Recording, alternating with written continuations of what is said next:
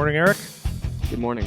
I wanted to comment on how good your pen is that you got there. That's a new one. I'm really particular about pens. I get the worst handwriting in the whole world. Yeah. It's just so sloppy. You've seen it. Yeah.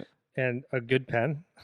It's so weird. I get good underwear. Yeah. I can't wear the Wranglers or agree. a good pair of underwear, quality, whatever, man. Clothes I don't, but I got a pair of quality pants the other day. Great. Yeah. So it's Those all are about nice quality. pants. Yeah, Yeah, they're those are nice, and it's like I can wear them anywhere. Quality pens. Yeah. There's other quality stuff I like, but quality pens because I feel better when when I'm writing and I don't look like a 2-year-old. Yeah. Yeah. It flows nice. I've been using it when you're not here because you leave it on the desk. Yeah. And it's nice. The one that This one sucks. Yeah. We had those other ones, the blue ones that bleed. Yeah. I hate that. I like thicker ones too at the bottom where it's like because it helps my printing or writing or cursive. I've been actually doing a lot of stuff in cursive too. Oh yeah. It was terrible. I started doing it when I was starting to do some writing for my book that I was working on, and the cursive was like it's quicker, I think. If you can do it. Yeah. So now it's a little bit more legible. I still have to think about when I'm signing stuff. If I have to write cursive, I have to think about it. Like I need to focus on it. It doesn't just flow natural for me. Yeah. And they don't even teach cursive anymore. You're saying when Charlie was practicing his signature, he didn't know how to do cursive. The poor kid. Yeah, he had to sign the contract. The poor kid. I didn't know. Christine. Block so letters. this is a funny story for you. So in my office, this is in July. Charlie's contract came, right? So we printed it off. And he had to sign the bottom. So he got his pen and he looks at me and goes, "What's it? What do you mean sign? Like, is it your autograph?" I go, "Well, yeah, more or less. It's a signature." He goes, "How do you write it?" "What do you mean, how do you write it?"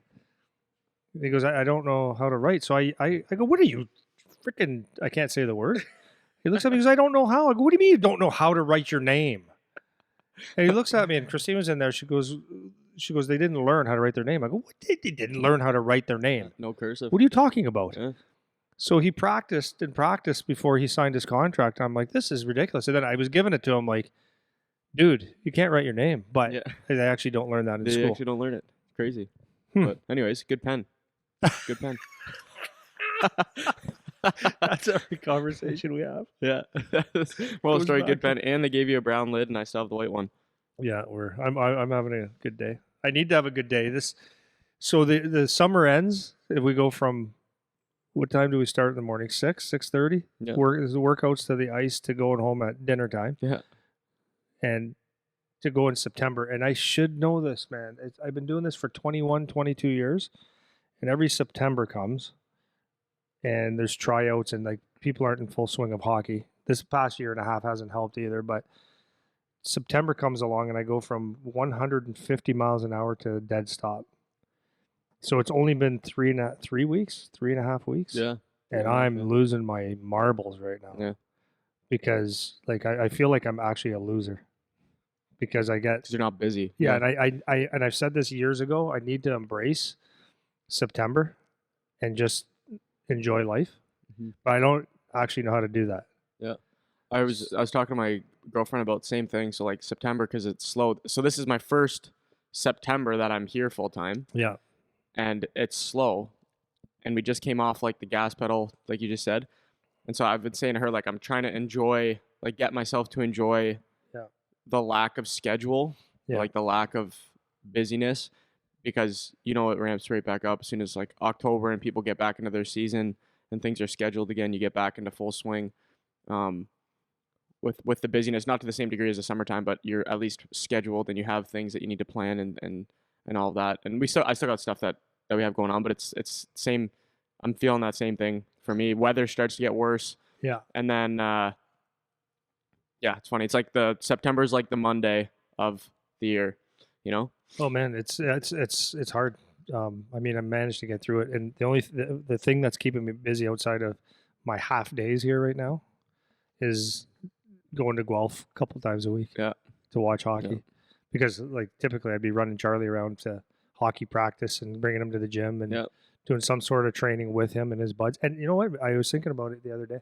I'm kind of sad that 05 group, that 04, 05 group is, it's going to be very hard to get them on the ice with me this year and they're obviously, because my son was in it, but they were my favorite group outside of like the big boys years ago. Yep. They're my absolute favorite group, and now these kids have graduated, a lot of them into junior hockey, or they're at least affiliated with teams and stuff like that. So their schedules are crazy, and it's I enjoyed it so much. Like those kids, it was such an enjoyable experience. When you have a group that you love, there's another younger group that I really like. I hope I can get that same the connection bond with them, but it's just I don't have Charlie and the boys around. Yeah. But I love training them so much, and a lot of people say, "Well, it's because your son." I said, "Yeah, partially because my son was in it, but these kids, like, because you train a lot of them off the ice and stuff, is they're just a really, really good group of kids that are willing to work and be sponges for hockey, and that's what I loved about it so much. So they would give you your best effort every single time, and I enjoyed it thoroughly. And so I'm a little bit sad about it because I mean, a lot of them spent a lot of time with me in the summertime. But I probably won't see them till next summer again. Like not train them. I mean, where I have an effect on them, and then to be honest, it's just the weeding out of hockey now. So I'm going to see, the 30 guys that were at those camps regularly go down to like 15 for sure, and maybe less because it's just the evolution of hockey. They're going to do other things, get jobs. Some will quit, some will move on, some will just stagnate and be who they are, and it's good. But so for any of them that are listening, like even if you're not moving on in hockey, I had a blast, and you just take like the thing that's important is you take the things that you learned in hockey and put them into life. And there's so many kids that have worked hard and reached goals and were just good people. And if they apply that into their school or to their next profession, or if they continue in hockey, that's great. But they're really good kids, and I really enjoyed them. And it's funny seeing that is there's so many guys now. I said a couple months ago that I was at a get together somewhere, and there's a whole bunch of kids that are in their 30s now. Yeah, I used to train, and it's going to be interesting to see these guys in 15, 20 years. Yep. The ones that might be in a gap of when I see them, and I hope that relationship is always like, hey, Coach Andy, like, do you remember this? It was great. Thank you. Like the kids that I've done over the years. Yeah. But the only difference now is I'm going to be, 20 years from now, I'm going to be 70. I'm going to be wearing a diaper. Yeah. They're going to just have to take care of me. Yeah. I was having this conversation with that same group 2 nights ago, and I was saying to them, like, because now the groups are really small, right? So we had in that first group in the summertime, there's 20 to 30 of them in here doing workouts. Maybe 20, maybe 30 is a little much, but now I have 8 left that are coming to do the workouts, and for all the reasons you said, some of them moved away, some of them can't make the workouts anymore, some of them got a job, and some of them just don't care anymore. Like they're just not. And it's funny how fast, right? Because it was like when we were talking about with Seabass, how he went from midget minor, misses his hockey, to the draft, to first junior camp, to getting cut, to signing in the OHL, to that all happened in 3-4 months, right? Fast. And from everyone being 100% committed all summer to I didn't make a junior team, okay, that's it, and they move on now to something else. And that's what happens with that group, that post draft year period. 16. That happens. 16, 17, you'll see it start dropping off. Like what'll happen is there's still hope at 15, 14, 15, but a lot of players might realize that, okay, I don't have what it takes to be a hockey player or whatever, and you just start seeing them fall off. And then when things start to go maybe not their way, then it starts to happen a little bit quicker, the domino effect. Yeah. But, so it's interesting to watch, but then like you said, you hope that you start to bond with that next group of kids, because we actually care about the kids and how they develop and whatever. And it's not, at least here at PowerTech, it's not in one door out the other, like see you later. It's like we actually get to know the kids, and we spend a lot of time, and a lot of them every summer at least are really committed to being here, and we get to know them. We go watch them play, we do all that kind of stuff. And so hopefully we get that and it's not even hopefully, that's what's going to happen. We'll get that bond with the next group. But every so often, and you probably have more insight than me on this, you get like a certain group or a certain couple kids or whatever that you really bond well with. And that doesn't happen with every group. You bond to some degree with every group, but there's some that are more special than others, right? Yeah, and then there's some parents too. There's some parents that I run into them, and I'm genuinely so happy to hear from them. Yeah. There was one, for example, Well, there's several, but there's one. His name's and his son was, played a couple years at AAA. Was never drafted, never anything great, but the guy was just a really nice guy. And I always used to shoot the shit with him, and would see him for a few minutes, and we'd always spend time shooting the shit. We had a beer together every now and then, and it was just like, why do I like him that much? I don't know. Yeah. But he texted me when Charlie got drafted, and he was like so happy for him, and called me, and just people like that. It's like really cool. So there's people that stick out, and people that stick out for other reasons. Yeah, yeah, for sure. Yeah. Hey, I wanted to, I like to throw in music every now and then. Yep, love it. So I told you I would watch this ZZ Top thing. Oh yeah. So I checked something out on them yesterday. So I fell in love with the group now. Like like you're gonna marry them? Yeah. No, they got beards. I don't like beards. I don't like men with beards. No, so okay, so in the 80s, ZZ Top came out pretty big. Sharp Dressed Man, Legs, Give Me All Your Lovin'. Yeah. All that shit. And it was like they were good, cool, long beards, whatever. They had 5 good songs, right? Let's say. Yeah.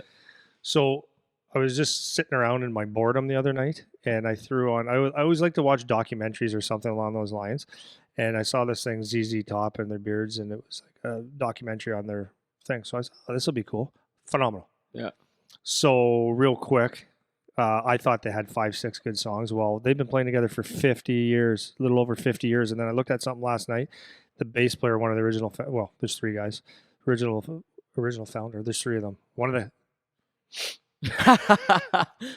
one of the main bass guys, player, singer, his name is Dusty Hill, died a couple months ago. Oh, too bad. So, but anyways, I was watching this thing, and they I mean, they're just loaded and great, but they actually started off bluesy from Texas. Didn't know they were from Texas, and they started off in Texas, and they started playing different music, and then they got their band together.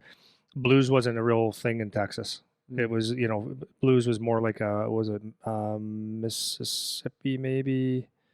I don't know. I wouldn't know. Doesn't matter. My dad would know. Yeah. I forget. Whatever. Doesn't matter. Okay. New Orleans, or I'm just looking up some pictures of them right now. These are some beards. Oh yeah. So there's a funny story behind that. So anyways, they started playing, and they were just a blues band, and they, whatever. People didn't really get them, because you got these guys from Texas playing blues music, and it was like a little different. So they made a worldwide tour. They called it the Texas Worldwide Tour, and they went on this tour, and they wrote their songs. So one of the first songs that they wrote was LaGrange. It's a great song. You know that song. And then their promotion was these buses with the picture on the Texas Worldwide Tour. So they just made their roots in Texas, so that when they went around in Texas, they when they started, they played with 1 guy there, 5 guys there. They said, well, we got to make this a thing. So they made a worldwide Texas tour. Yeah. Oxymoron. Yeah. So anyways, they started going on these things, and they had in their stage, they'd have cattle and everything Texas on their stage and stuff, and people loved it. Really? So that's how they got their first little break, and then they did their thing. They took they did this tour for a long time. They needed a break, went away for a couple of years, and a couple of years, I think it was, and they came back.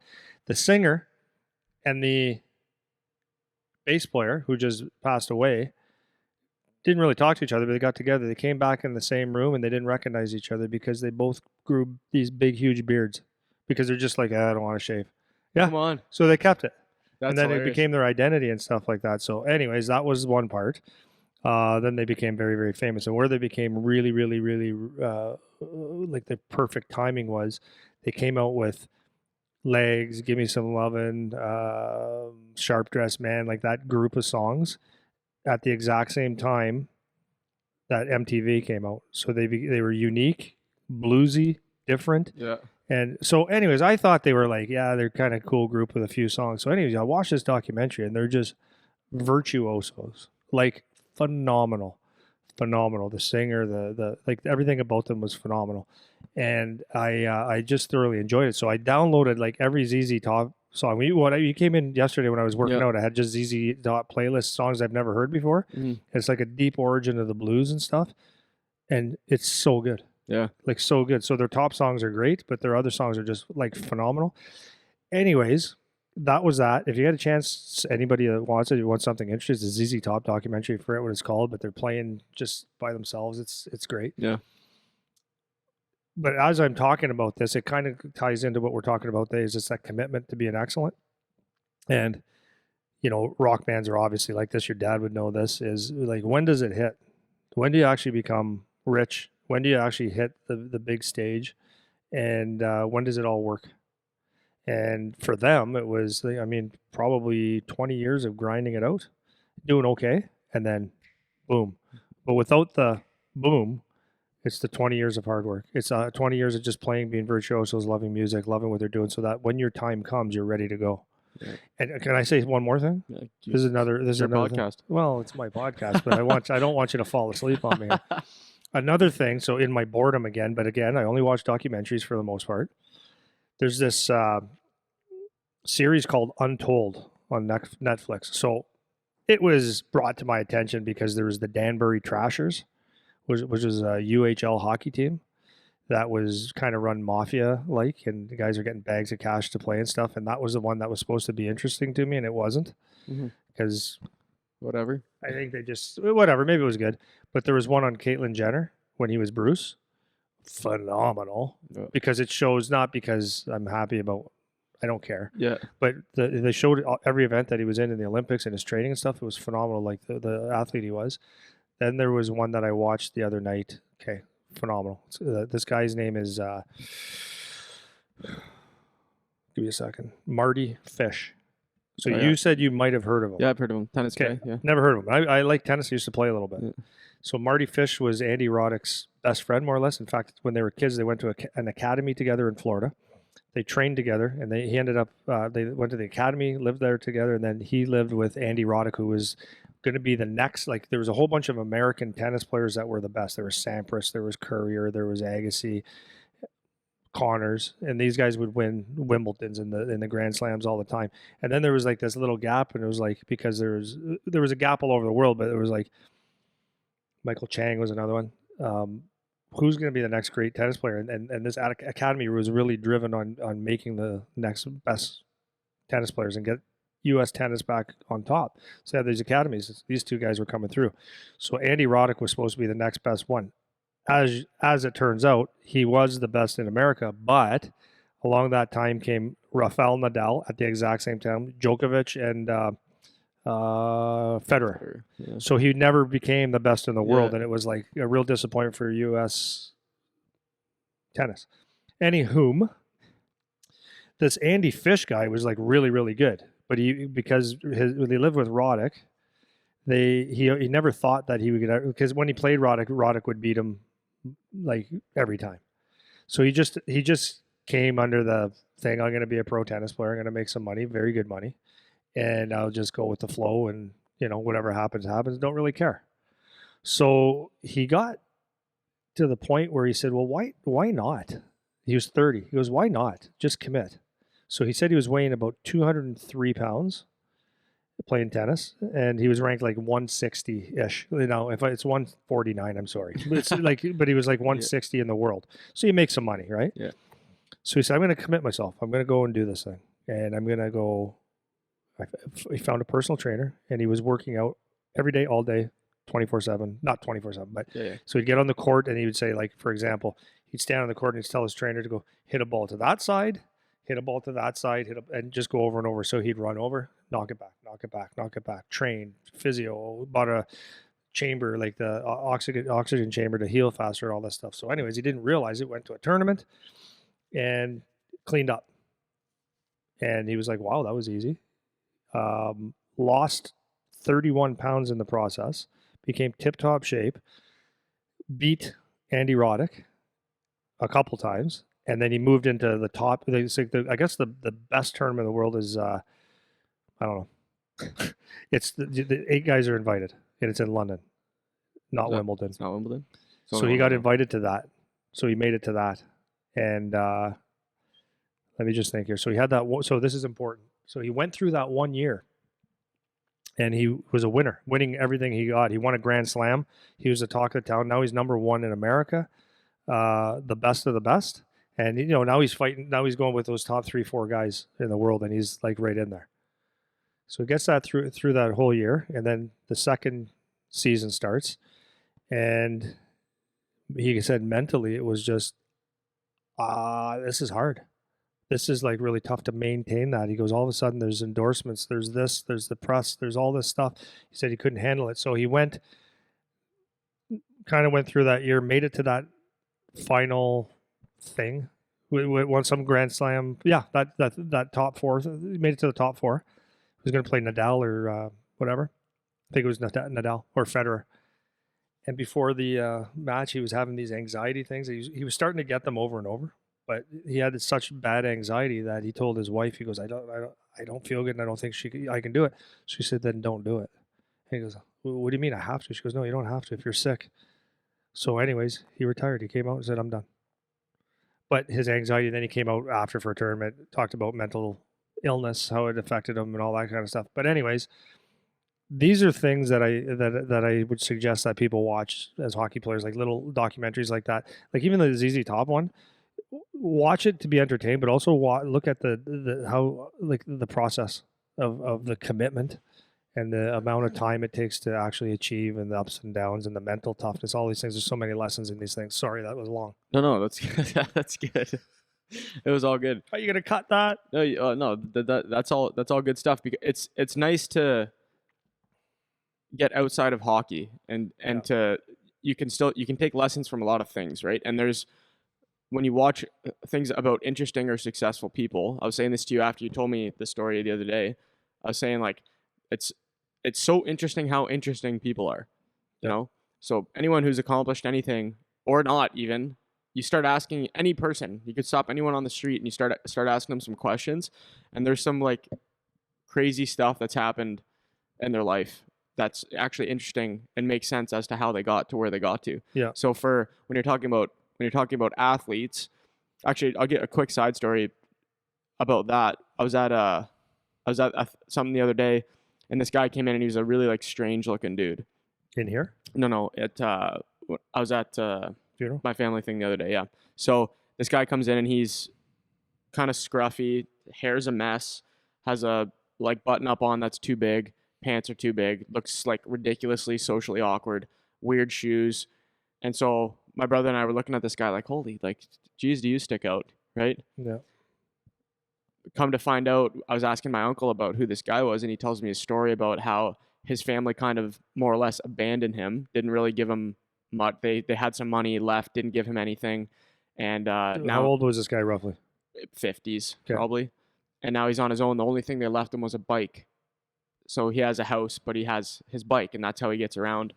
And so he came to this thing that I was at on his bike, and like that explains the hair and his and his clothes are a mess, and he's like a little bit of an awkward dude. And my uncle's just telling me about this guy, and how he's had like all this crazy stuff happen to him through his life, leading to where he is now. And then now I look at this guy after I had that conversation, I'm like, holy, well, that changes a lot of how I'm thinking about this guy now, right? And so when you look at back to, you know, for players or people that want to achieve excellence or do something that's you know, rare, or there's not a high percentage chance of you achieving it, you look at people that they don't have to be just hockey players. You know, it could be a musician, it could be an athlete, it could be whoever you want. And there's principles that you can take out that you can apply to what you're doing. And whether it's you're talking about Caitlyn Jenner or Bruce Jenner or the ZZ Top band or this Fish guy. Fish. Yeah, Fish. There's things you can take out of these stories. And that's why it's nice to get yourself outside of hockey, so you're not just stuck in the hockey world all the time, because there's a benefit to being outside of that. And, you know, we talk about when kids are growing up playing multiple sports and balancing yourself as an athlete before you start to dial in specifically on hockey when you're 14, 15. It's the same thing with your brain, right? You want to balance your brain out. If all you ever do all the time is hockey, that might work out for you. And I'm sure there's some kids and there's some guys in the NHL that we've talked about before that are like that. All they've ever done is hockey. All they ever know is hockey. Mm-hmm. And as soon as they retire, they don't know what to do now, because all they've ever done is hockey. Mm-hmm. But that's not optimal. Like, we talk about the concept of balance and stuff like that, and that's not optimal for like having a balanced life necessarily, right? So you want to be able to talk to people and fit in whatever situation you need to succeed in. So it's good to hear stories like that. And outside of just the entertainment value, which it is entertaining, but you can watch it critically and learn a lot of stuff from people from all different different walks, which is the benefit of watching documentary stuff like that. So it's cool. It's really cool stories. Yeah. Well, so as I was going through this, having a topic for today's podcast, I was just reflecting on some of the excellence or the elite of the elite, because if you're not trying to win a world championship or really making a real decision, you have like a base amount of talent, doing that extreme tennis training would be, there's no reason to do it, right? Mm-hmm. So the desire for him was like, I give it everything I got.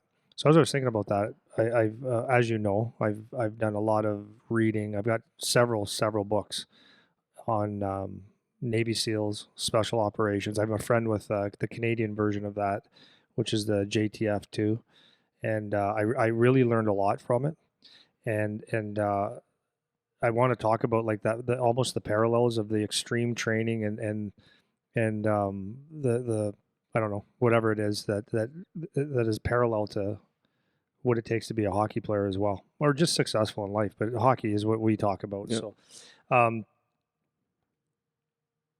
so in the elite military, I've read mostly about Navy SEALs. Got a lot of books on them, and I just find it fascinating. But I don't. Like, that's the thing. I do, but I don't, because I relate to it quite a bit.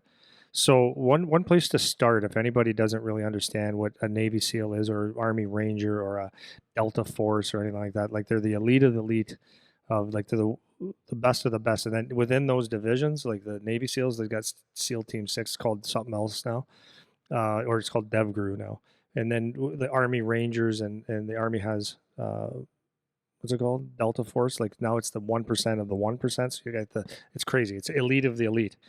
But so you'll hear stories about, well, first of all, it's a different field that I ever would have wanted to get into, but I really respect what they have to do to get there. So to become a Navy SEAL or any of these, you have to go through extreme training. So the training just to get in, you have to be in pretty good shape. Like no, you have to be in good shape, and you got to pass a certain amount of tests. But to go through like what they call in the Navy SEALs BUDS training, is people think it's like Hell Week. There's this thing called Hell Week, but that's only like one little piece of it. But the training is crazy. So you're just your push-ups, pull-ups, running in the water, freezing, you never sleep, all this kind of stuff.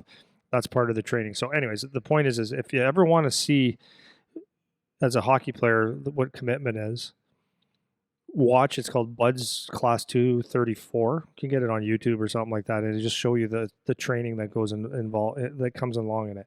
So for example, in Navy SEALs, like basically every year, there's about 1,000 people make it to the actual SEAL training. That's the BUDS classes. So you got about roughly 250 people that go to the BUDS training, and they weed out. So you have to be in the Navy. You got to apply and qualify to get into the training, and then they pick. Like basically, you could make it if you don't quit. So 250 roughly every class goes. 1 out of 4 makes it. So in this training, there's countless professional athletes that go into it. There's countless Olympians that go into it, wrestlers, people that are marathon runners, U.S. polo players, underwater, what do you call that? And water polo. What is it? Water polo? Water polo. Yeah. And there's these people that are extreme athletes that are so good, and then you got just kids that are G.I. Joes all the way growing up. They want to be these people. And at the end of it, you might get a handful to 20 guys that make it out of 250. And this is like standard. So they're saying like 1,000 make it, 250 people a year out of 40,000 people that funnel through. Crazy. But what I noticed about this thing, and this is what you do as you read the books and stuff like that, this is why I like reading about the elite military, is that they talk to you about the mental toughness, and that's what they said, that's what it is. There's people that walk in there all jacked up, and then they quit on their first day. First evolution, first couple hours, they quit because it's too hard. And what they say there is that it's you don't quit because your body hurts. You quit because you're just not mentally tough. And it goes to what I always said. And the other thing they said is, if you think you're going to go there to try to be a Navy SEAL or a Green Beret or whatever it is, you will never have a chance. You have to go there with this is what I was born to do. I will not quit under any circumstances. And people go on like they break legs, they're going, they're injured. And when I first paid attention to this, I'm like, geez, they really wanted this. And then I remember playing hockey on a broken ankle. What people do, it's like, no, I understand it, because if you want something bad enough, you're going to do it.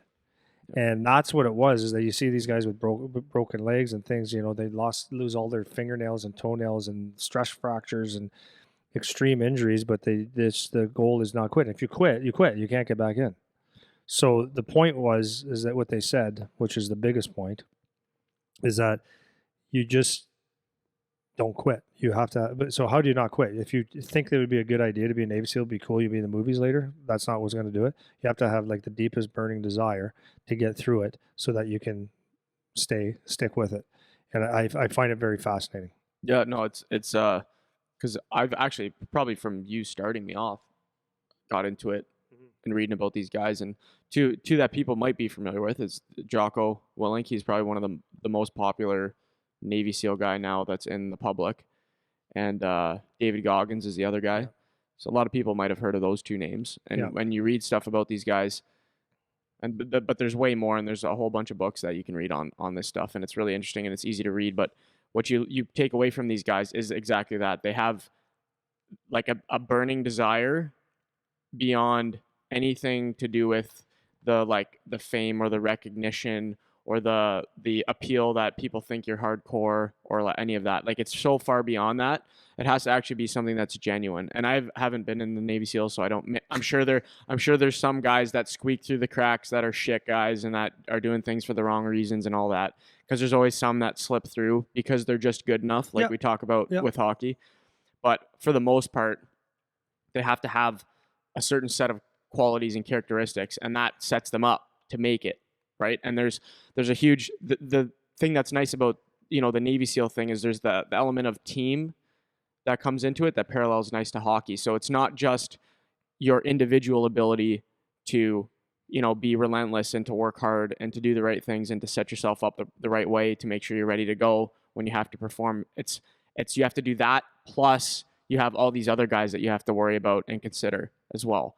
And to me, that's the more interesting parallel between the two, because everyone talks rah-rah about you got to work hard, you got to do this, you got to do that, and all that's true. But when it comes to like being part of a team, that introduces like a whole other set of variables that you have to now deal with. So when you're talking about the tennis players, right? That's individual sport. That's me versus you. I just have to worry about me. You talk about UFC, same thing. Me versus you. You have all the control over what you're doing and how things are going to go down.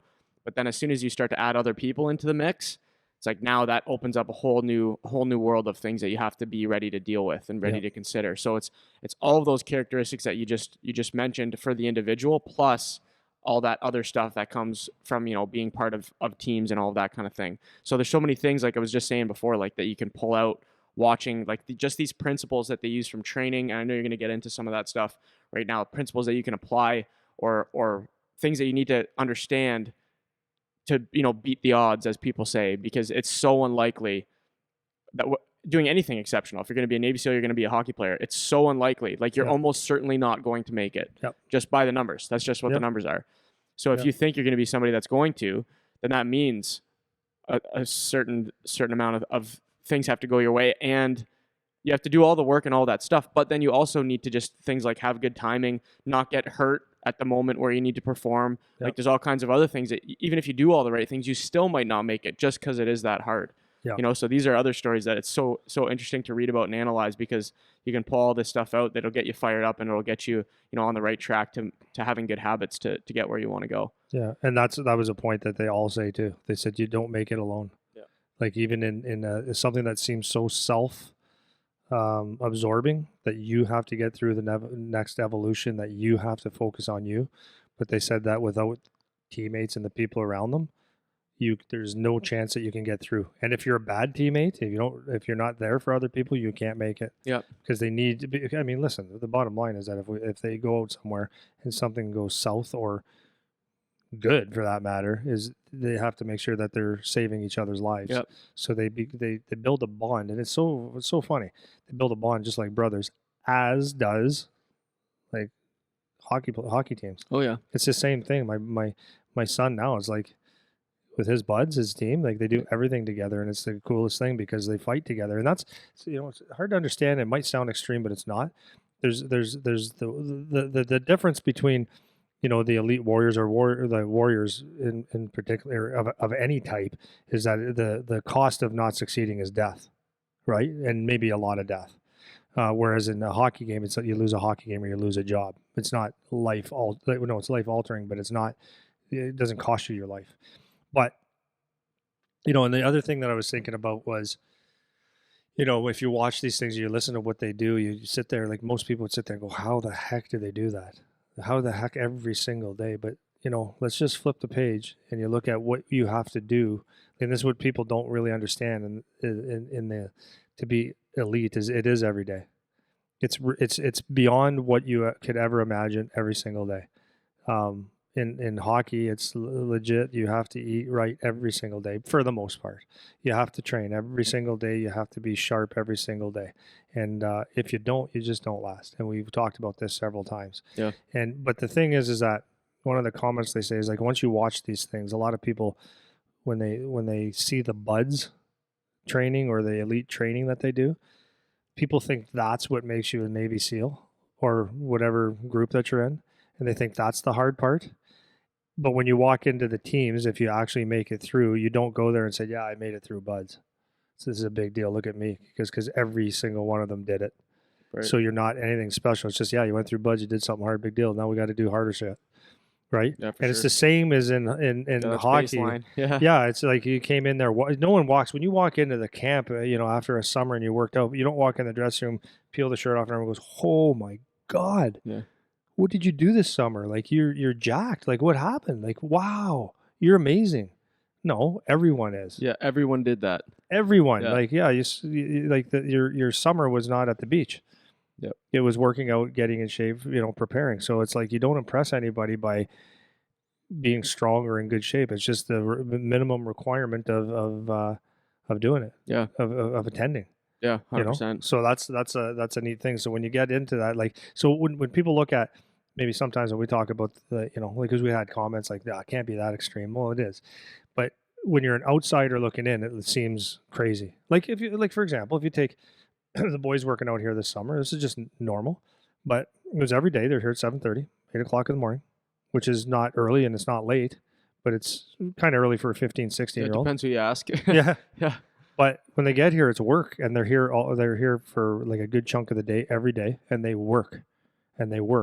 So a lot of people would look at that and say, well, that's no fun. And for a lot of people, it wouldn't be fun. You got to learn how to like it, learn how to do it. And it doesn't look like fun. You go and sweat for 2 hours a day, and you eat really healthy and you don't hang out with your friends and you make all these sacrifices, what people would think are sacrifices.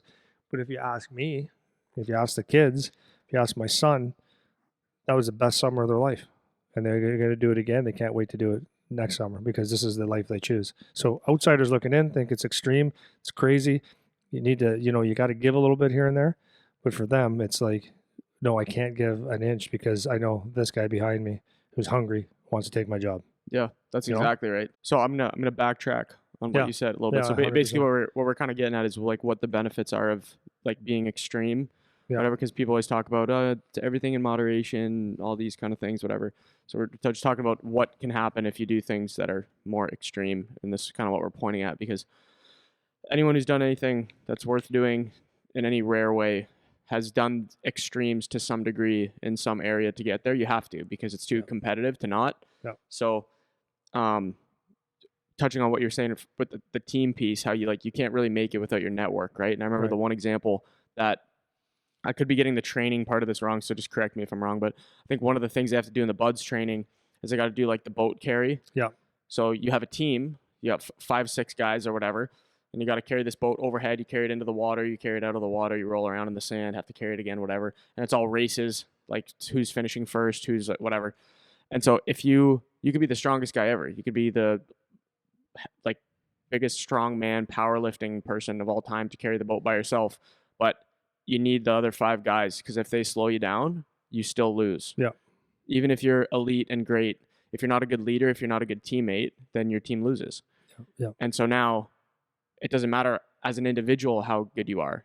You know, and you see this in hockey all the time. You got a guy on a team that's phenomenal, but it's not enough. You can't pull the team. Like, I think the guy that just came to mind was Jack Eichel, right? Yeah. Fantastic player, but for whatever reason, he can't get his team out of the gutter in Buffalo. I don't know if he got traded now or not. No, this is an issue. Like, it's funny when I listen to the media talk about this. It's funny. Even hockey players, they talk about, what are they going to do? They got to trade him. Eichel is, not happy, blah, blah, blah, blah, blah, blah. And I'm like, okay. Yeah, he's supposed to be the guy. Well, he's the captain. Yeah. He was second overall. He's the one that signed a $10 million contract. And now he's going to management saying, I want out of here. This sucks. This isn't very good. It's like, no, you're the guy that's supposed to do it. That's why you're making $10 million a year. You were supposed to be the guy. Yeah, exactly. Yeah. So, like, a lot of people want to suck and blow at the same time. So then there's the parallel, right? So here's a guy that's fantastic at hockey. There's nobody denying that. Yeah. But as a leader, as a teammate, maybe that's what the question is. Yeah. So he can't be successful right now in Buffalo because he's maybe missing those two pieces, right? So that's the first part I wanted to touch on that with the network and the teamwork thing. Then you were talking about people from the outside looking in, how they'll think, oh, this is crazy that you guys are doing this stuff, like whatever. And I think everyone has experience doing this where they've accomplished something that they didn't think that they could accomplish or that they didn't think they would finish or whatever. Everyone has even just the average person in their daily life. They just do something and they're like, oh, wow, like I actually finished that. Or, oh, wow, that actually went well and I worked hard to get that and I got it. But they just don't apply it consistently. And if you apply that if you keep accomplishing things like that on a consistent basis, you just keep improving on what you're doing. Yeah. Because you gain momentum. And that's what all these like high-end athletes, high-end business people, Navy SEALs, whoever you want to point at, musicians, this is what they do. They're consistently working on things over time. And it doesn't all happen. Like, they don't just wake up one day and go, okay, today I'm extreme. I'm going to start doing everything today. It's like, no, they do one thing at a time. Like, if you're talking about, let's use a not hockey example, a guitar player, right? Like, everyone knows for the most part probably who Van Halen is. Yeah. One of the best guitar players of all time. Yeah. He didn't just pick up his guitar and start playing for 24 hours a day when he was 15. That's not what he did. He picked up his guitar first. Then he started practicing for 10 minutes. And then he's like, oh, I kind of like this. Then I don't know what his actual story is, if he took lessons or whatever. But he started learning certain things about guitar. And was like, oh, wow, like I actually really enjoy doing this. And now all of a sudden, it doesn't feel like work. It doesn't feel like he's trying to make a habit. He's just doing what he likes doing. Yeah. And anyone who really loves something or has a hobby that they're really passionate about, it could be drawing, it could be bird watching, it could be anything. If it's just something you like to do, you'll just go and do it. Yeah. It doesn't feel extreme. It doesn't feel like it's a habit. And that's what's interesting about people that are from the outside, like you're saying. They look in and they're like, oh, how could you do that? How can you get up and work out? Or where do you get the motivation? Or where? It's like, it doesn't feel like work, man. Yeah. Because they've built the habit now and they're like, oh, I actually just really enjoy doing this. I like the schedule. I like the process. I like the routine. That is what I actually enjoy about doing this. So the extreme part of it, it's all who you ask. It's that exact thing. So for all the kids in here, nobody thinks what they're doing is extreme. They're all doing the same thing. They just think they're working hard. They just think they're working hard, but they're enjoying it. I just want to be a hockey player, and this is what the process is. Yep. If you want to be the greatest mathematician of all time, what are you going to do all day? Math, man. Yeah. That's what you're going to do all day. Sounds exciting. Yeah. But you look at some of these guys I went to school with. This is literally what they do all day. Yeah. They work on their computers all day. They design circuits all day. That is what they want to do. Looking at that, I go, guys. Yeah. What are you doing? Are you crazy? Yeah. Why would you do that? Exactly. But so it's the word extreme. It's like it depends on what frame you're coming from. Yeah. So I want to say that on that. And then the last piece you're talking about, watching.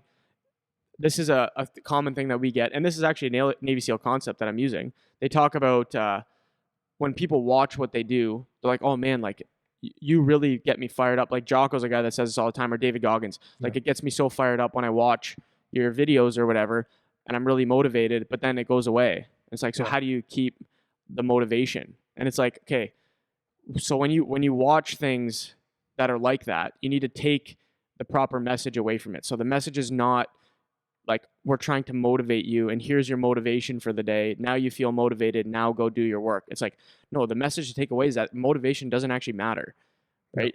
It's a habit, it's a routine, it's a process. Not everybody wants to get up and go to work every day, but you still get up and go. So if you have a full-time job, you don't try to go to work. Right. Exactly. You don't try to do anything. Yeah. Like you either do it or you don't. Yeah. That's the bottom line. Exactly. So these guys, anyone who has a full-time job, whether you like it or not, you go to work because you have to. Yeah. And that is the same philosophy that you should be applying to whatever crazy thing or what people think is crazy thing that you want to achieve. It's like, it's not an actual option. You have to get up and go to work today. You have to get up and train today. You have to get up and eat properly. You have to get up and make the proper sacrifices to do what you want to do. There's no motivation in that. If you get up today and don't feel like it, too bad. That's completely doesn't matter. And that should be more the message that when people are watching stuff like Navy SEALs, or you watch something like some great underdog story or motivational thing, that's the message you want to get out. It's not, we're just doing this to motivate you today. It's like when you actually analyze what these people are doing, it was day in, day out, if they felt like it or they didn't, if they were motivated or they weren't, all that stuff doesn't matter. It's just, this is the habit. This is what I'm doing every day. This is the routine that I need to have and I need to maintain, because that is what I need to do to get to where I want to go, which is over here. Yeah. And one of the quotes I was just reading the other day, it doesn't matter if you like doing it. It's just a matter that you do it. You don't have to like doing it. You just have to do it. That's it. Well, that's one of the most common things that I get kids that are just starting to learn about the habits and what it takes or whatever. Like I had one kid at the end of summer asking me, he's like, honestly, he's like, I'm so happy I'm here because I've actually had two kids that have come to mind. I'm so happy when I'm here because I have a hard time staying motivated when I'm at home. And that was exactly what I said to them. I was like, well, why do you have to feel motivated? Why don't you just do it even if you don't feel motivated? Just do it anyways. Yeah. You don't need the motivation piece, right? It's nice to have. It feels good and it makes it easier. If you could put yourself in an environment that makes it more conducive, which is a huge word for Uncle Andy, but that's more conducive to getting the maximum out of you, then good. But sometimes it doesn't happen. Yeah. And I understand that feeling. Like, when I hit the road, like I was in Guelph a couple of weeks ago, and I made a commitment that I was going to exercise every day. Well, it was 4 days. I could have taken it off easily, but I made a commitment that I was going to do it every day because. Yeah. I'm going to be sitting around a little bit more than I'd be willing to. So the first morning it was, I got into the gym that was in the hotel, which you shouldn't call them gyms because it's a cool area and it's like nothing about it resembles working out, and the quiet and all this shit. And it's not conducive to working out at all, but I said, I'm going to work out. Yep. So I did what I could in that gym with what I had, and I did it. Yep. I actually didn't enjoy it at all. It was the longest work I've probably ever had in my life, like mentally, but whatever. Well, we talk about it in here all the time too. Like there's some days you just don't, and it's never a consideration. No. And this is what, something that I get a lot is people say to me, anyone who knows me more personally, because they know how much I am into doing this stuff. They say, man, like every day, you're in there every day. It's like, how do you stay motivated to be this? It's like, I'm not. Rarely ever do I feel like, man, I am so jacked up to work out today. Yeah. Like I can't wait to get in the gym. Some days I do, but the vast majority of the days, it's just like a no factor. It's like I'm not excited about it, but I'm not super jazzed to go in and work out. It's just like, no, like I'm working out. Like that's just what I'm doing today. It's like work. Yeah. Some people who might like their job, they might not like their job, but some days you look forward to going in, other days you don't look forward to going in, but you go either way. It doesn't matter what you feel about it inside. You're just doing it because that's part of what you do. Yeah. Yeah, the habit is you get out of bed, you grab your bag, brush your teeth, grab your bag, get in the car, drive to work, open the door, sit down, open this book, write out your workout or look over your workouts you're doing, write it on the board, and then you turn the music on and you go. There's no thoughts. Yeah, there's no feelings. Actually no other thoughts. Yeah, the feelings aren't relevant to the fact that you have to do it, And so that's, if you can start to integrate that into what you think about things or how you think about your whether you're an adult for whatever in life or you're a young hockey player starting to figure these things out, that is the mentality you can start to adopt for yourself, because it's like, it doesn't matter what you feel like today. Yeah. It actually doesn't matter. You just have to do it. There's no choice. Like if you don't, you just don't get to be a hockey player, which is what you're saying you want. That's right. Yeah. So there's I wrote a few things down here. I'll go through. We obviously won't have a lot of time to go through a lot of it, but thing is let's say you do the work and you actually get in a shot, and you get to whatever level and you want to keep moving on. Charlie is learning this right now in the OHL. Is one of the major terms that they use in the Navy SEALs is called you earn your Trident every day. So the Trident is what they put on your. It distinguishes you. You earn that by graduating through BUDS training, becoming a SEAL, qualified SEAL. So that gets pinned to your. That's now part of your uniform, and it's an eagle with a trident, which is like a pitchfork, right? It's got earn your SEAL every day. So what does that mean? Because sometimes these things sound cute, right? But it's actually earn your trident every day. And in hockey, it's like represent your logo or earn your spot, that logo every day. Like you're here playing for the Guelph Storm or whoever it is. Now you have to earn the right to be here every day. And Chuchi's seeing how this works now. Like the coach is his job. The organization needs to win, and it's not fun games hockey anymore. It's like, no, we paid for your education. You're here. You want to be a pro. You're going to learn how to be a pro. And no, he's not in shit, by the way. Might have sounded like I was, but what he realized is that there's not 18 guys on a team. There's 25 right now.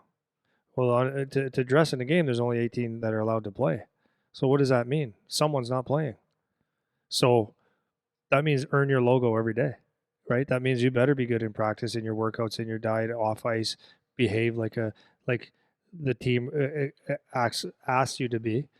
That's the way it needs to be, because if not, then see, there's another 7 guys here that can take your spot. And not only in that situation, I'm on the third. Let's say I'm on the second line. I need to earn that every day, because if I don't perform, number 3 can move up to number 2 real quick, and number 2 can move down to watching hockey in the stands. And it comes down to your practice habits. I mean, it's every day, man. Yeah, it's every day. You earn that logo every single day. You don't just make it and stay there. Do you have anything to add to that? No, keep rolling, man. That's good. That's good. It's really important though, because it's so, I told that to Charlie. I said this to several players, and I've said this to you, and I've probably said it on the podcast, is that the biggest thing is you have to have big goals, right? You have to have big dreams, big goals, because if your goal is to play for the Saginaw Spirit, then that's good, and you're going to work hard to get there. But what happens is, if once you get there, if there's nothing else that you're moving towards, then you're going to be happy to be there. Do you know what I mean? Yep. So your goals need to be, yes, I want to play for the Saginaw Spirit, but I want to be, I want to get on the power play in the next year, and I want to get drafted to the NHL. And you have things that move you so that you're motivated. You're not motivated, so that you're driven every day to perform. And that's what's going to get you to the next level. Because if you're satisfied, the biggest thing that I find with players is, especially after their first year, once they feel that they've made it and they feel like they're in the OHL or college or whatever, that's where people sometimes they just forget. You made it so far, but you can be replaced real quick. But if you really want to make it, it's every day. Mm-hmm. Every day. Every single day. Even less than that, though. Like, I remember in junior, like, there's guys that they're knocking on the door of going to the next level, right? Yep. And for whatever reason, they get complacent, or the societal distractions or the social distractions or their girlfriend or whatever it is starts to get in the way, and they think that the work is done. Like, they think like, okay, I've done enough now. Now I can go into neutral and just cruise, and I'll keep going forward. And you won't. You will not. If you have to sprint, like Prouder put it the best way. You have to sprint to stay in the same place, man. That's what it's like. Yeah. You're literally sprinting to stay in the same place. That's exactly what it is. Not to progress, like not to get better, not to pass anybody. Like, you have to go as hard as you can just to maintain where you are. To maintain your spot. And that's him coming from the NHL perspective. And so it's like, it's not as extreme as you come down into junior or whatever, but it's the same idea. It's like, if you're not doing everything in your power to move forward, then you're going to go backwards. That's just the nature of it. There's no staying still. There's no coasting. You're either going forward or you're going backwards. And that's the bottom line. And a lot of kids miss that. It doesn't even have to be OHL or college. It's like junior hockey. Like 1 year after their draft year, they start to hit the cruise button, because they are hanging out with the 19-year-olds going out for beers on Fridays now. And it's just, they think that they've done enough. Yep. And that just by default next year, the Ottawa 67s will say, hey, you can come play here now. It's like, no, that's not how it works, actually. Yeah. 100%. Yeah. Another one that goes along with that is one of the slogans they use is the only easy day was yesterday. And it sounds cool again. It's like, oh yeah, whatever. But like, you got to think about that. Is they actually mean that? It's every day. It's every day. It's like what you did yesterday doesn't really matter because it's over. It's a lifestyle that as long as you want to be here, today's going to be harder than yesterday. And the reason it's going to be harder is because you're going to push yourself harder. You're going to go do more training. You're going to get maybe lacking sleep, whatever, but it's a discipline that has to stay there. And it's the only easy day was yesterday. And if you actually think about that, you don't get a chance to rest on your laurels, right? It's just work. Yeah, it's well, just work. I want to dissect that one for a sec, because so why does that make sense? Okay, so like yesterday's your easiest day, or however you put it. So every time you improve, you're raising the bar for yourself. And now the people that you're going against are at that level because you just raised the bar. So if let's say you're a third line player in the OHL and your coach just put you on the second line now because you've had like 2 or 3 really good weekends in a row. Okay, well now there's your bar. Yeah. So if you don't maintain that, which was more work than what you were doing before, because you had to, in order to improve, you had to do more work to get up there.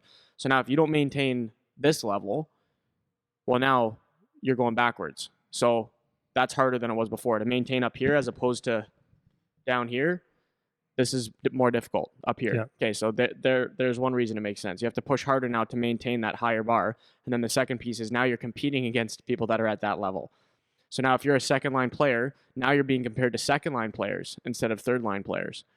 So now so you raise the bar on yourself and everyone is now expecting this of you, and your competition is also at that level.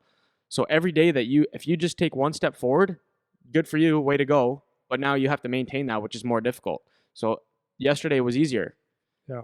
Now they've reached this level. Now it's only harder. And if you keep improving, it just keeps getting more and more narrow. Your competition keeps getting stiffer and the bar on yourself is now higher. Yeah. So it's every single day that you improve, now it's harder, So it might not seem like that, but that's where that slogan would come from, right? Every step that you take forward, now you have to maintain a higher level. Which is more difficult. So I like that one a lot. Works on many levels too, because you're speaking of that, and it's like just individually, if you actually do become better, like to the point where you're top dog, then you're playing against top dogs. If you're that good, you might even be playing against two top dogs because you're, to hold you back. So like that's like the better that you get, the stiffer the competition, the more people know about you, the harder they're going to play against you. Yeah. Like for example, in the NHL, if we can look at that situation as a team, if you're playing in the last couple of years, Detroit Red Wings or Ottawa Senators or Buffalo Sabres, top teams they could take the gas pedal off a little bit because they're not really concerned. But on the other hand, if you're playing the Tampa Bay Lightning or the Pittsburgh Penguins over the last 5 years, they know, the top teams, they know that everyone's giving them their A game. Because if they don't, they're going to get shellacked. So that they don't ever have an easy day. That's a great example, yeah. Yeah, you know what I mean? There's never an easy day because you're getting the A game. I told that to kids when I coached them. I said, we're a great team. When they play us, they know that they got to come out. They want to beat us. They want to be the giant killers. So you can't afford to sleep for a period. You can't afford not to train because your competition is going to be like they're coming to get you. Yeah. They know just to maybe keep it close, they got to give you everything they got. Yeah. So you guys have to be sharp. And everyone's experienced that too. Like, you play the best team in the league and you lost 2-1. And it's like, holy shit. Like I remember playing in AAA, our team sucked.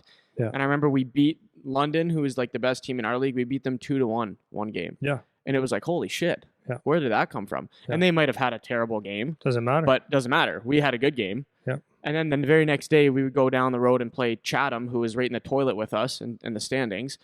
And we would lose like 6-2. Yeah. And it was like, we played like crap. It's like, so you can see how that bar, you raise it and drop it based on your competition. But when you're that top dog, like London, who was the best team in our league, got a face full that one game because we knew we were playing London and had to raise up our level. You know what I mean? Well, but it's even, you can even dumb it down to our business. It's like, I've set expectations for my training. It's not the same standards for anyone else that does it around here. Other people can take money and then they can, other people can run a half-ass camp or clinic and it's acceptable. But not that I would ever try to do it this way, but mine has to be the best because they're paying a little bit more. They're expecting more. And if I choose to not, then, well, I don't have business anymore. And it's the same with our customers here in the gym. We say that we're going to be the best, and that's like one of the things I wrote down here too. It's facta non verba. Yeah. That's the JTF. It's deeds, not words. You have to perform every single day because you're like you said, standards are high. Mm-hmm. What you did yesterday doesn't matter. I want it again tomorrow, today, right? So very, very important to understand. It's an everyday thing. Well, that's what I love about, because one of the things that Jocko always says is, war. He talks about war from like the military perspective. He says war is life to the extreme, and that's what's so awesome is you pull these things out, and we can apply it to the business. We can apply it to hockey players. You can apply it to whatever job you have. You can apply it to your relationships. You can apply it to whatever. And it all is the same thing. It's just a metaphor for life, and it's awesome that you can pull extremes like that out. I love, these are sick, by the way. Love listening to these. That's extreme. So you ask why you have to be trained so elite. If you don't have that training, you cannot do that job. You have to understand that your life you could be within seconds of your life. You have to be able to withstand the training. And then one of the things that I wrote down here is under pressure, you don't rise to the occasion, you fall to the level of your training. And it's such a good thing. It's like you have to be prepared for the hardest thing ever, and you have to do it in the hardest times, right? Oh yeah. Well, that actually, touching on that at the end there, that's one thing I said to the guys working out here in the summertime is, at the start, so for the first half hour of our workouts, I'm basically just kicking the snot out of the kids, more or less, right? It's like we do our capacity stuff and our warm up, but it's like, it's really intense. Like, it's hard. And for the first, 3 weeks when they're starting, they're bagged for the first half hour. Yeah. They're completely gassed. And then they still have the whole workout to do after that. All the lift, that was their warm up, and we talked about that before, how the warm up is the important part of the workout. And the reason that we say that is because we don't want you to get tired, so that when you're in the game, you're falling back on those skills and you can still make good decisions and be smart, right? So if you have a really, really high baseline of where you're at, then when things start to go south, like you said, you're falling back on things, and you still have good patterns, you still have good movement habits and all those kinds of things. Because if you don't have that, then everything's going to fall apart. So if your baseline of skill on the ice isn't good, then you can't keep up on the ice. If you get tired really quickly, then all your decision making goes out the window and everything starts to break down. And that goes right to that phrase that you're just saying. You're going to fall back to what you know, or to your level of training. Yeah. And if you don't have that already established, then when you're out there in real life, or you're out there in the game on the ice, everything's going to go south. You're going to get caught on the ice for 2.5 minutes, hemmed in your own end, and you can't breathe. Yeah. So then what are you falling back on, right? It's all those habits that you've created the right way. And if you don't have that, then you're exposed. You're not going to do well. Well, it's like I've said to the kids, I said, like, you have no idea, guys, what this is going to be like, going to OHL pro camps. You have no idea. And every one of them will go, wow, what a different level, right? Yep. So if you didn't train for that, like, so then when people look at, you have to go that hard? Yeah, you actually do. Because let's just say you go to a team and the fitness testing is not that bad. But if you train like it is going to be bad, then you're more than ready. Yep. But if you do the vice versa, if you go to Mark Hunter's camp, the Hunter's camp in London, and you say, well, I think I trained hard enough. And you go there and you go, oh my God, because it's relentless for months and months. A couple of kids have told me, they go, it's like, it's so hard, man. Like, it's so hard. Charlie says that every day. It's hard. It's hard, Dad. It's hard. Are you in shape? Yep. He goes, but it's actually harder than I ever thought it would be. It's like the pace, right? You're going with 4 guys that are much older than you, bigger, stronger, faster, with experience, that their pace is that pace. It's hard, man. Yep. You go to John Tortorella, okay, when he was coaching in the NHL, he was notorious for it. People would dread going to his camp. So do you think it'd be good to just hope you're in shape, to get in pretty good shape? Yeah. When you go there and it's a 2-mile run, 2-mile run, that it's not possible to get, well, it's possible, but it's so hard for someone to hit that, the time that he wants, and then he's already playing with your head. And I'm pretty sure the point is just wants to see if you're close. And if you don't make it, it's like he's got one on you, but whatever. And then you're going to do a 12 lap timed, 12 laps on the ice timed. And if you don't hit a certain amount, you do it again. So do you think that maybe your training should be extreme? Yeah. Because that's extreme. Does it make sense? Yes, no, I don't know. It doesn't matter. And again, it doesn't matter. The thing is, you can complain about it, you can say whatever you want about it. It is what it is. If you don't meet the standards, you don't get to play, just as in the Navy SEALs and stuff. It just is what it is. But this was funny. Is like people think they're going to go in there and be exceptional. Like they think they're going to go in there and run the show. Yeah. And it's like, you won't. So even if you go to these camps and the point of it is just a beat down. So even if you hit the times, you're just in the mix. You know what I mean? It's not like you're exceptional. It's like we talked about with the Navy SEALs doing the buds thing, right? It's like, okay, you did buds. Like you think you got this great accomplishment. Every single person that made it with you also did it. Yeah. So now it's actually they cancel out. So now you're just back to zero with everybody else, right? So it's not. It doesn't even end up being like this great accomplishment. It's not a thing. It's just you're just in the mix. Yeah, you're just what you're supposed to be. Yeah. No one sits there and goes, "Wow!" Like as I was saying earlier, no one goes sit there and go, "Wow, you are looking good this summer." Everyone looks good. Everybody can do incredible things, shoot the puck hard, whatever it is, right? So it's pretty funny. But yeah, you better train extreme. And you better be an extreme dedicated person, because that's the other thing, is that if you're not extreme, and this isn't the most important thing in the world, when the things get tough, like the London Knights, how they skate every day. I'm using them for example. Or Charlie's practices, where it's like it's intense every single day. When things aren't going your way, that's when it starts to get to you, and you just say, okay, I'm out. But if you've made a huge commitment to this, that you're going to do whatever it takes to get there, whatever it takes, nothing's going to scare you. Nothing's going to be too hard. It's just part of the process. It's just what I do every day. And that's how you stick around. Because as hard as it is physically, it takes its toll on you mentally as well, if you haven't prepared yourself. Right? Yeah, totally. Individuals play the game, teams win. So this kind of goes counter to what we've been saying in a sense. But what you have to do is you have to be as prepared individually as you could possibly be extreme, go to the hilt, but you have to be able to do that within a team environment. And I know that's kind of something that you were going to push back on probably, because you can be as good as you are individually. If it doesn't work within a team setting, then you don't work, no matter actually how good you are. Because if you're just like, let's just say, socially awkward to the point where it's like you piss people off, then you're a tougher guy to be a teammate with. If everything's always all about you, then you're not a team guy. You're not making sacrifices that you would need for the team. Several things like that. I'll let you talk about it. Yeah. So we're starting to head down the road of me getting to my pushback stuff. So I wanted to touch on. Well, first, I want to wrap up like the kind of the benefits of having like the extreme attitude before I start to push back on like a couple of things here. So in any situation, it doesn't matter if you're playing hockey or you're at school or you're doing whatever, there's a lot of benefit that you can gain from developing like some, or at least for a period of time, being extreme in some manner, whether that's like extremely committed to studying or extremely committed to fitness or extremely committed to like healthy eating, extremely committed to going to bed on time.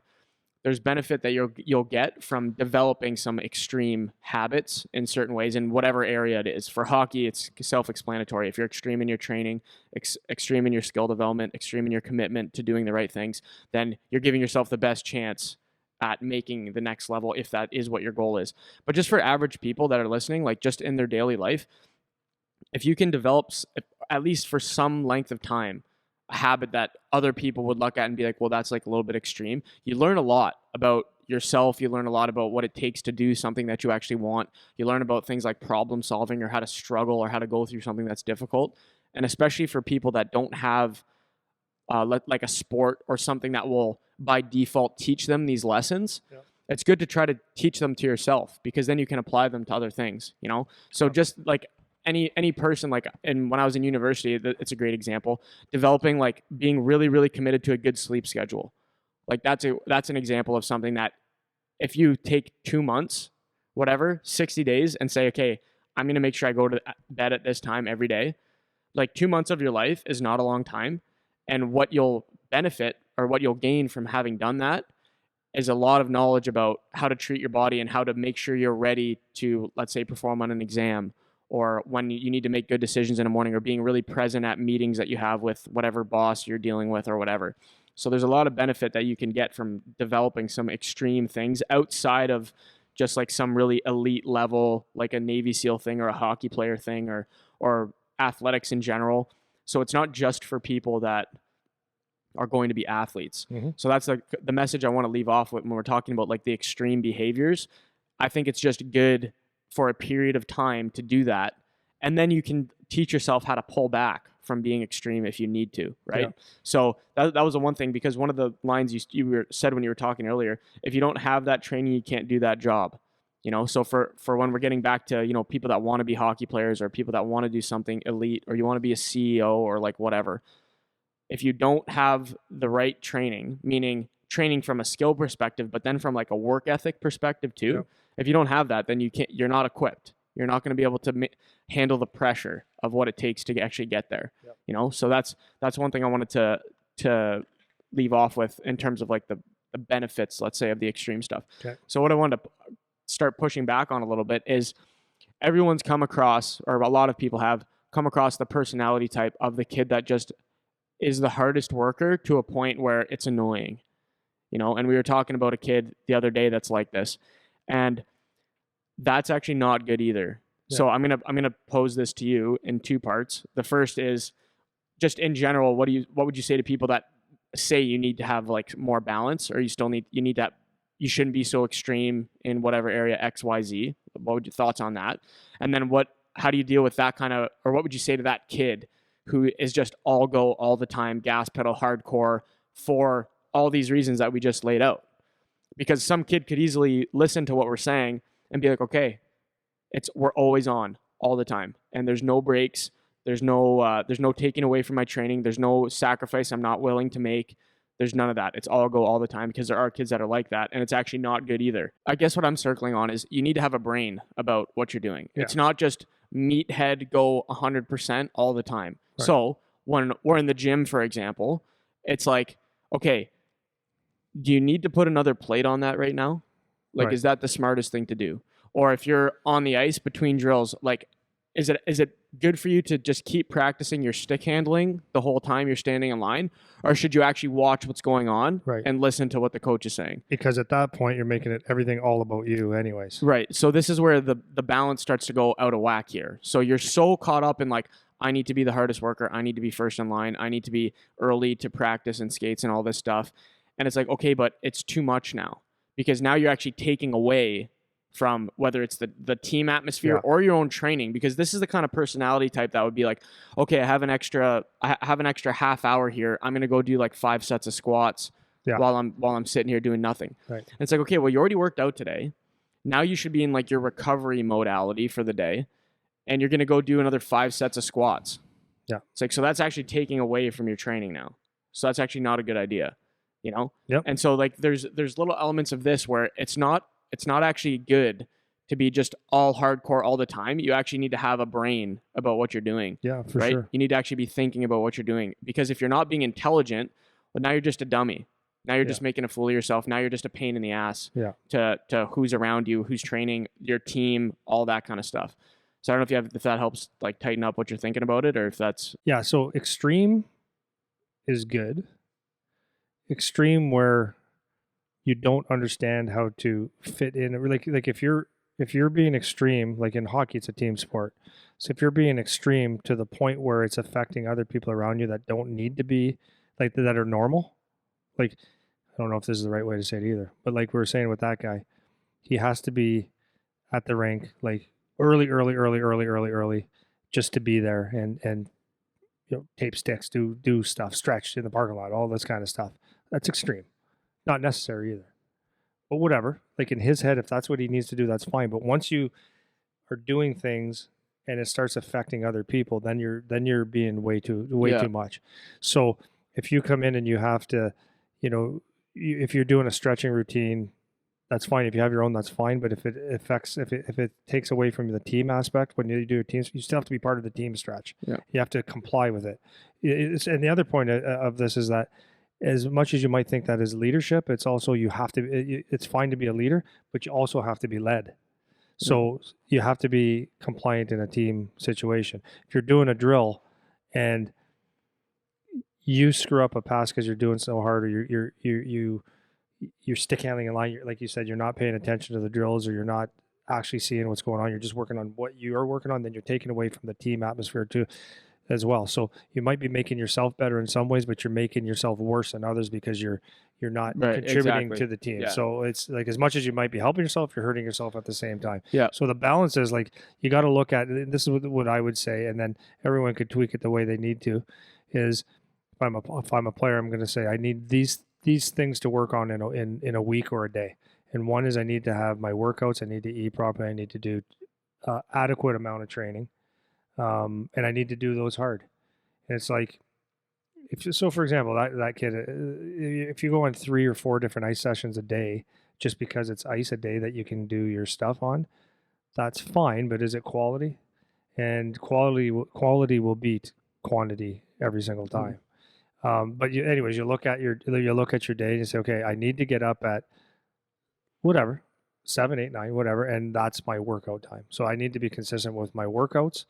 I need to get on the ice and do quality stuff, and it's structured in a certain way. But in that time, you're giving her, and sometimes you're not giving her because it doesn't require you to give her. Sometimes it's a mobility day, or maybe it's on the ice and you're working just a skill day, and it needs to be more of a brain thing than a body thing. I was just gonna say that. So it can't always be gas pedal stuff, and it's important to understand that, because if you're always doing gas pedal stuff, then you're like another military term, right? Slow, smooth, and fast. You got to learn things, do things slowly to get smooth at it. Then you could go fast. So, but yeah, you take your day and you structure it, and then at the end of it, I had to do this with my life. When you're present in something, like, as you said earlier, when you're at your workout, and you're doing it, you're not weird in the gym. You're just working out, and you're working out hard to do the best of your ability. I guess that's the best way to say it, to do to your best of your ability. And then when that's over, your workout's done. You can take that and you can put it away. It's done now. That's one task completed. So now maybe you're going on the ice right away. Maybe you have 3 hours. So in that 3 hours, does it have to be go, go, go? No. We really should have some time to decompress. Yep. Maybe to breathe, maybe to eat properly, to rest, so that you can perform at your next thing, which would be, let's say it's on the ice. Yep. And you get focused on that, and you have your hour and a half, 2 hours, whatever it is, and you are doing that really, really, really well, hard as you can. But I mean, obviously not weird about it. Yeah. And then when that's done, you can compartmentalize that, and then you have either the rest of the day. So in the rest of your day, you can either, if you want to be extreme and schedule things in, that's fine. Or do you kind of go with the flow?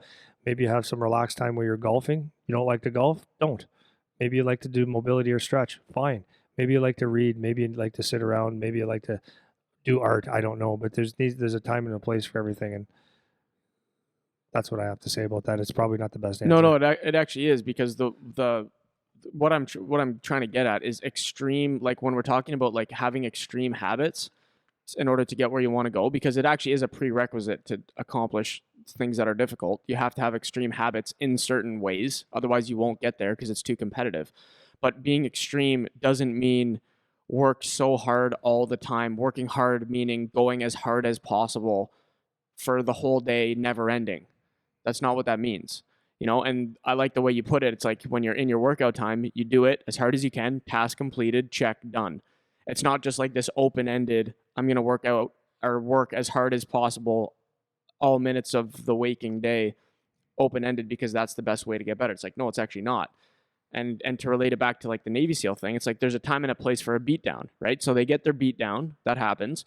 But then the next mission that they do might be something that's really strategic and mental, where they need to be focused on what they're doing. Yeah. And if you're so exhausted, or you're so worried about going as hard as possible all the time, that you can't, slow it down and actually pay attention and think and process what you need to process to do it, then that's actually going to be a negative thing. And that's how it is in hockey. That's how it is on the ice. Yeah. If you're going 100% all the time, that's actually negative in a lot of situations. Oh, you know, a lot. Yeah, like sometimes you need to slow down and make a soft play. Well, sometimes you got to go as hard as you can to go slow. Yeah, seriously. No, really. Yeah, no, right? I know exactly what you mean. Like an actual tactical thing is your offensive zone or D zone, right?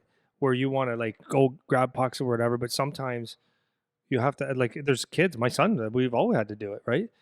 The patience to keep your feet still, have your stick in a lane, and wait, Yeah. and then pounce.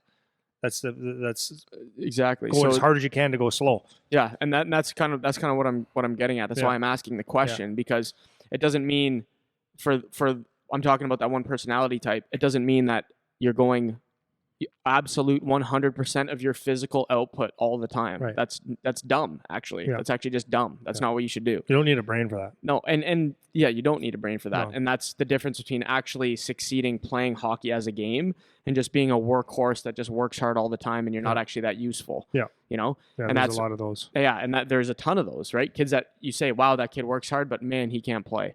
Yeah. And that's unfortunate, because if you could actually have a brain about it and be smart about what you're doing, that's actually a huge component of training properly. You know, it's actually something I learned in the business, right? When I started doing my business, it was, and I learned to be a worker, right? You know, there's a term, right? You can't scare a worker with work. And I would take everything I could to make everything I could to get a name for myself and stuff like that. So it got to the point, not to the point, it was just, I was always willing to do that. But when I had downtime, I was feeling guilty. Yep. Like for real. Yeah, I've been there, man. Yeah. So I'd be sitting there going, okay, I need to be doing something. Pretend to do some drills. Like what else? You know, I'd have things. And my downtime was like absorbing my brain. And I would be so antsy. So it's like, if I wasn't doing something to either take my business forward or actually doing something what I thought was productive, which could have been reading, could have been just relaxing, sitting in my backyard, whatever it was like go. And I still battle with it a bit. Like I always feel like I need to be going, because it's like that the work ethic is inside, that it's just like it's built in. But I also found that, like as George St. Pierre said, rest is growth. I learned that principle, and I learned that art of being present. And that's only been a few years, but I read a book that really, really helped me. It's called The Power Now. And it was the most boring book you're ever going to read, but it actually helped me learn that enjoy being with yourself, enjoy the weirdest things, and just being present, so that when you are doing a task or a workout or whatever it is that you're doing, when you're doing it with everything that you have. And then when it's done, you can leave that.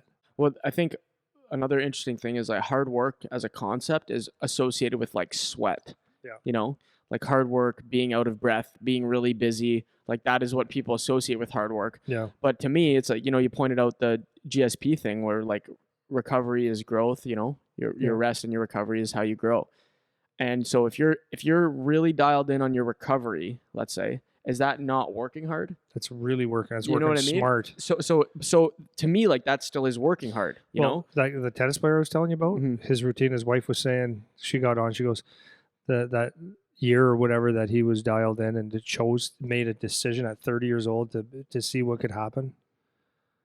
She said it was up early. We ate clean as a whistle. He trained, and at 7:30 at night he was in bed every night. Mm-hmm. But that's part of being successful. Well, but this is what I'm pointing at. Is like, so people think, okay, so we're talking about extreme. If you want to have extreme habits, people are going to associate that with hard work. But when people think of hard work, they think of like blood, sweat, and tears all the time. And that's not all that hard work is. And I learned this actually through school, because when I'm at my desk or at my table studying, it doesn't feel like I'm working hard in the way that you would think about it as an athlete, right? Yeah. It's like you think working hard means like workouts that are hard, skating hard, being out of breath. You know, that's what hard work means. But to me, I was like, man, like my day, I work hard my whole day. Like I get up and go to the gym. That's hard. Then I go to my classes all day. That's hard. I never miss a class. Then I study for 3-4 hours. That's hard. And then I go to my practice or whatever. That's hard. And then I go home and I have to make sure I get to bed at a decent time, because when it would be really easy to just stay up, eat, drink, be distracted, watch a movie, do whatever. So that's even hard. Yeah. So it's like that, all those pieces are hard work, but what physically you're doing is very different. And that's a distinction that people need to understand. It's like hard work, having these habits doesn't just mean go, go, go, go, go, go, go all the time. And that's my main point of pushback on this is like making sure that people understand this. Cause even when you talk to the Navy SEAL guys, it's not like all beat down all the time. They have that hell week in particular where they get their asses kicked, and that's fine because there's a time and a place where you need a beat down, and that's fine. And even their first year of training is like extreme, but it needs to be because they have to get to that place where if they were, sleeping in their tent or in a cave wherever they are, and they get the let's go, they have to be ready and they have to go, and they don't know how long this fight's going to last. Yeah, like my friend was in a 3-day gunfight. 3 days. He goes, no sleep. Yeah. No sleep. Well, and so think about what another thing that I remember hearing from Jocko. He was saying, okay, so Hell Week is like supposed to be the hardest thing ever and whatever. Yeah. But the training after Hell Week was way harder. Yeah. And for a different reason though. Yeah. Because he was like, now it's like, okay, so we're gonna go do a 3-day march through the desert and practice attacking these different targets. Yeah. And we have to execute it to the nth degree because if we don't, we're dead. Yeah. That's way harder than Hell Week, even though maybe physically Hell Week was more difficult. 100%.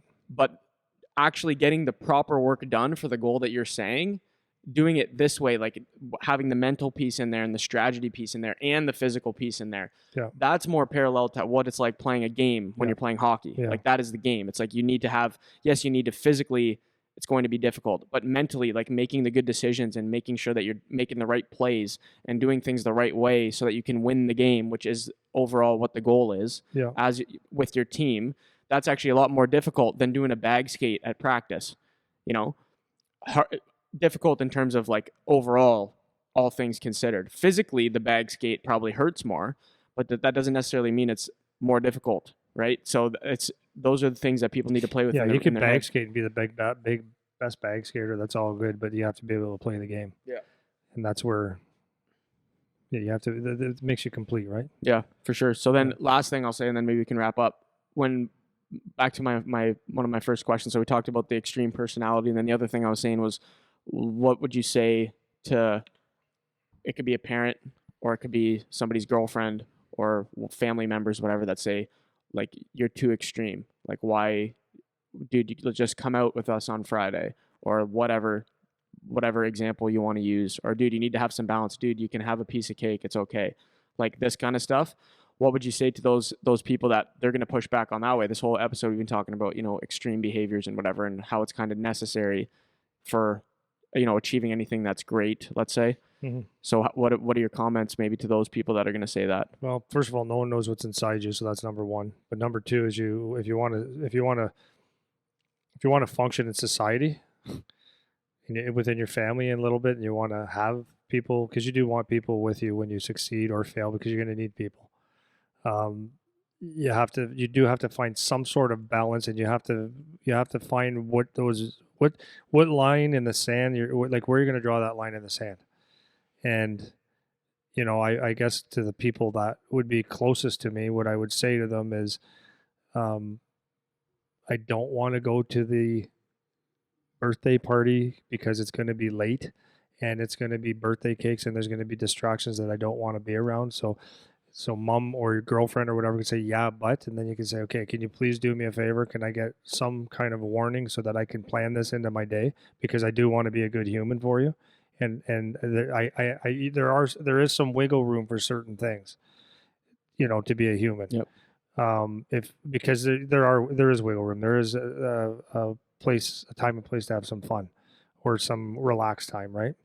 So what I would say now you just have to be very careful. Like, and Charlie really learned this year when I was explaining to him that over the last couple of years, I said, there's people that, like, if you look at my life, Charlie, there's people that are my best friend all the time, but they're only my best friend because they can get something from me. And I know that. They can get their son trained, or they can get training, or they can pick my brain. I understand that. So I keep certain people at arm's length, and it's okay. They never really get in. And I've taught Charlie this, to keep, always be nice to people but understand that most people will never understand you. Do you know what I mean? Oh yeah. So The people that mind don't matter, and the people that matter don't mind. That's the truth. Yep. So the people that matter to you are going to help you along your journey. If people don't, if they want to drag you down, you actually have to get rid of them. You do, because they're not going to help you. They don't care, like, right? If they mind, they don't matter. They don't care if you had a few beers, big deal. That's what people that don't mind or don't matter will say to you. People that matter don't mind if you need to not have a beer with them, or if you don't want to go to Friday night football game or dances and all that stuff, because they understand that you have a different thing. So Charlie's really got to understand that, because he's had friends that were asking him, to do certain things, and he was just like, oh, I can't. He was feeling a little guilty. And I said, you're going to see how it shakes out. And guess what happens? Once you move away from home, he talks to about 4 people, because when he got drafted and he was in the paper and all this stuff, all his best friends in the world were coming out. People he hadn't talked to for a long time. Man, so happy for you. They're actually not. Yeah. They're actually not. They're jumping on the bandwagon for a short period of time. When shit goes south or whatever, they don't know what he's going through, or good or bad.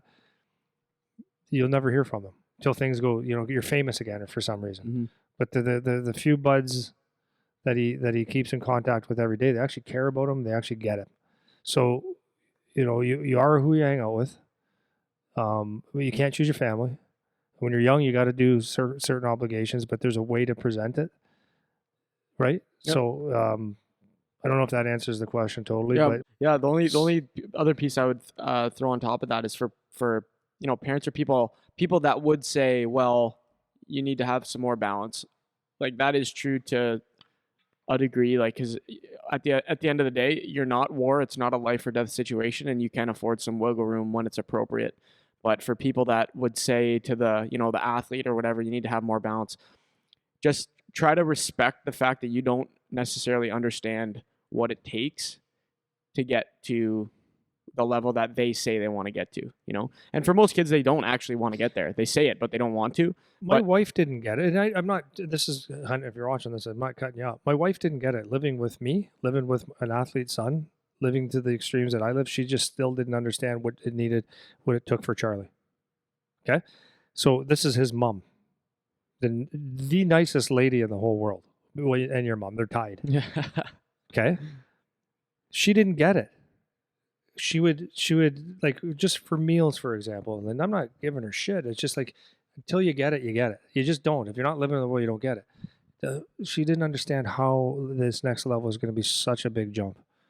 And then when I said to her, like, he needs to go to bed, not that she would argue that, but needs to go to bed, needs to eat properly. So, like, sometimes she'd make meals and, and I'll make some garlic bread. And I'd be like, no, I wasn't mad, but because he was a kid, but it's just unnecessary. Garlic bread's not good. Yeah. It's not good. It's not necessary. He's got his meat, vegetables. He's eating well. He likes eating well. Now you're throwing this shit on his plate. He doesn't need it.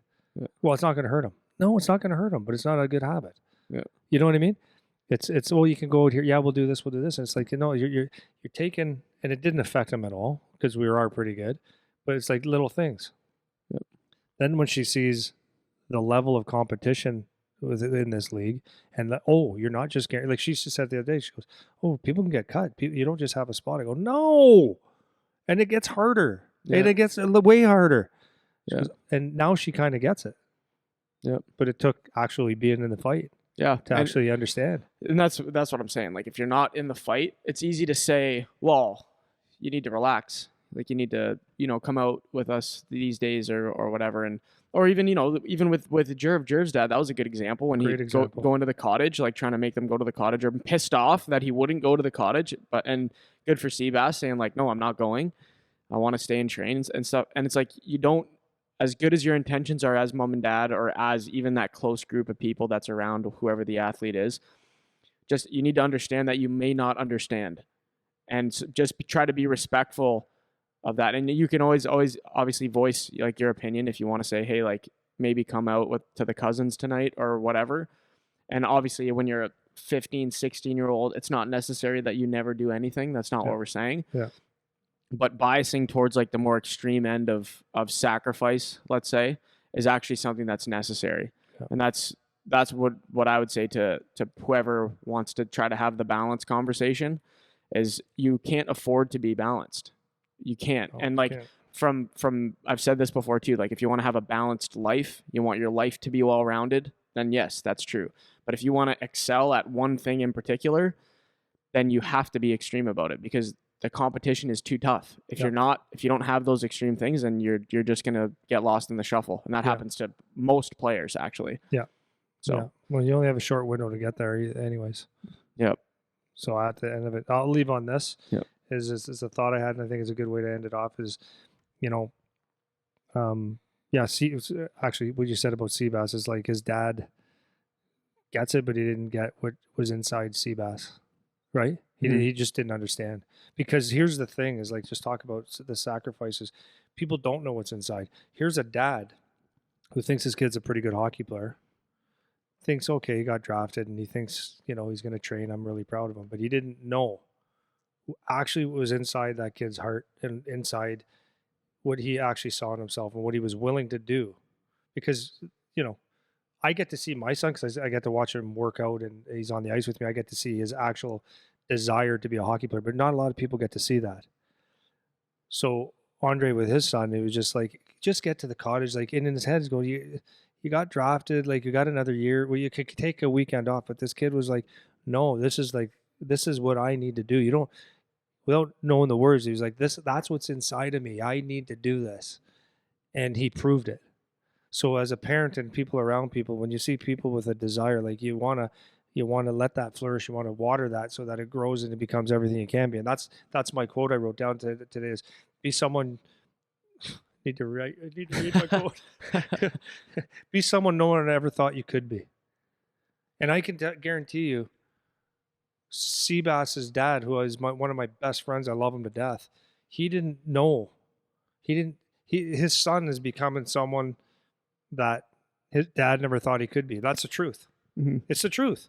His dad thought he was a good player, going to play, but he didn't know that. Well, you're someone that I admire. My son is someone that I admire now, and he's sitting there so proud every day. And he didn't realize what was inside his son. But his son has become someone that his dad never thought he could be. And other people, there's other people going, well, how did this happen? I know for a fact that team loves him. Mm-hmm. And if people can go and make a decision, like put everything in, go all in and say, I'm going to be something that, I know there's doubters. I know people are going to tell me that I can't do it. That I'm not smart enough, not dumb enough, not tall enough, not fat enough, not skinny enough, whatever the reasons are. You can't do it because you come from here. They have money, all these different excuses, but just do something that other people never thought you could be, someone that other people never thought you could be. And there's a lot of ways to do that. But if you do that, like, what if it works? And ask that question. What if I put actually everything into this thing? What if I dedicate my life or the everything I can into the craft that I like, providing you're decent. If I put everything into this for 1 year, 2 years, whatever time, if I did everything I could, what would happen? And I think that's something that is an intriguing question. And actually, when you actually ask that question to yourself, which I think these are questions that people need to ask every day, is, what if? If you ask that question every day, what if I really tried today? What would happen? What if I really pushed myself? What if I chose to go along this path? What if I'm going to be someone that no one thought? What does that mean? Be someone that no one thought you could be? What does that mean? Well, what do people think I would be? For me, my dad thought I was going to be my dad pushed me when I told him basically this business that I'm in now. I remember sitting down with him. I didn't talk to him a whole lot, but I wanted his opinion as a dad. Never got a lot. And I sat down with him because I brought this up to Charlie one time because we were driving home and he's making fun of my old life because it was funny, kind of sad and funny. And I said, Charlie, I'm not in the mood for it today. And he goes, why? I said, here's why. Like my dad, when I sat down with him one time, I said, Dad, I have this idea. Sports, fitness, business, And he looked at me, smoking a dart, and he goes, I don't know why you'd do that when you could just work at the grocery store with me. And I walked away going, that's what this guy thinks my life should go? Like, just be a guy that stocks shelves at the grocery store. You make $18 an hour plus benefits.